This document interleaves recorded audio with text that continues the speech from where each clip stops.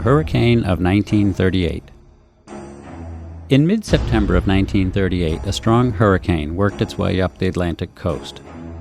The storm did not veer off over the ocean, however, as is typical for such storms. Taking the path of least resistance, the storm rushed northward into an area of low pressure in the Connecticut River Valley. At about 5 p.m. on Wednesday, September 21, the hurricane struck Cheshire County. Suddenly, a southeast wind hit the region with frightening strength, toppling trees and chimneys. The wind continued, unabated, for an hour and a half, and decreased very little until after midnight. One woman in Nelson could not close the doors of her house against the wind. She sat cowering in the dark for hours as the wind rushed through her home. Local residents sat in fear throughout the night as trees snapped and small buildings flew through the air. Thursday morning was bright and sunny, but the combined damage of the wind and more than 6 inches of rain was unbelievable. The streets of Keene were flooded.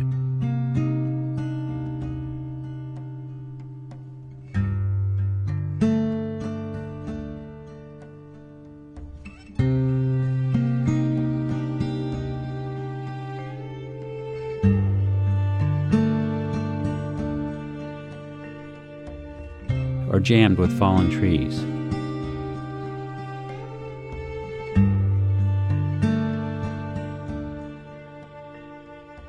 Travel was impossible, and all lines of communication were severed. 2,000 shade trees had toppled, and the forests in the city's parks were blown flat. Several homes and businesses received extensive damage. Cars were crushed, steeples toppled, roofs blown off, and 300 people evacuated from their homes. Hundreds of workers struggled for days to clear the streets and repair the telephone and electric lines. Keene suffered $1 million in damages. The scene was the same throughout the county. Despite the unbelievable damage, not one local resident was seriously injured in the famous hurricane of 1938.